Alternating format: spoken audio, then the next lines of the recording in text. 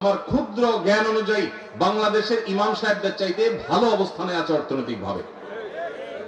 দুর্ভাগ্য আমাদের দেশে মানুষের যে আমাদের দেশে মানুষের অনেক ভালো ভালো গুণ থাকলেও মসজিদে ইমাম খতিব সাহেবদের সম্মানী, তাদের বেতন ভাতা এগুলো দেওয়ার ব্যাপারে আমাদের বেশিরভাগ মসজিদ কমিটির লোকেরা কার্পণ্য করে।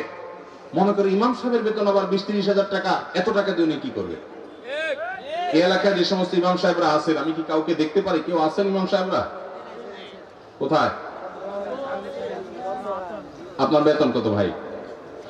পুরুষের নাকি বেতন জিজ্ঞেস করলে নাকি আয়, আপনি মনে কষ্ট নিয়েন না, এটা শুধু একটু বোঝার জন্য। কত?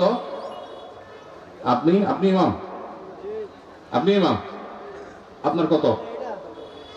দরজনের 7,000 7,000। কোন এলাকার আপনারা? ওনাদের বাইরের মসজিদ। আপনি কোন মসজিদের ইমাম? বড় মসজিদ নাম কি? পশ্চিম পাড়া বড় মসজিদ। পশ্চিম পাড়া বড় মসজিদের কমিটির লোকজন কারা আছেন? কোন মসজিদ? পূর্বপাড়া। হ্যাঁ, পূর্বপাড়া মসজিদে মসজিদ কমিটির লোকেরা কেউ ভাই আছেন?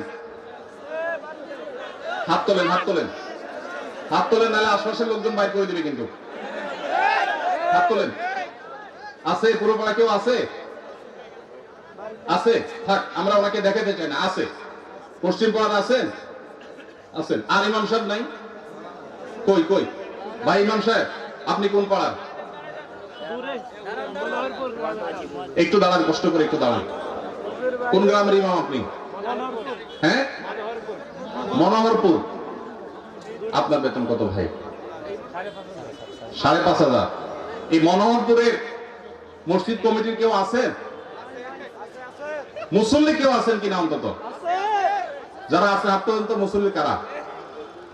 কেউ হাত তুলবে না। কমিটির একজন পাওয়া গেছে? মুসল্লি, আচ্ছা থাক। আর ইমাম সাহেব কে আছেন বলেন?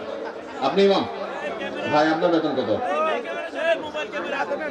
হ্যাঁ, মসজিদ থেকে বেতন কত বলতেছি?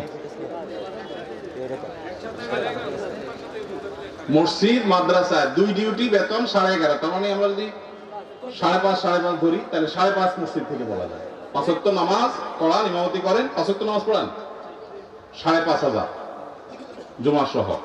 আপনার কোন এলাকা? এই গ্রামের নাম বলেন? ধুলিপাড়া।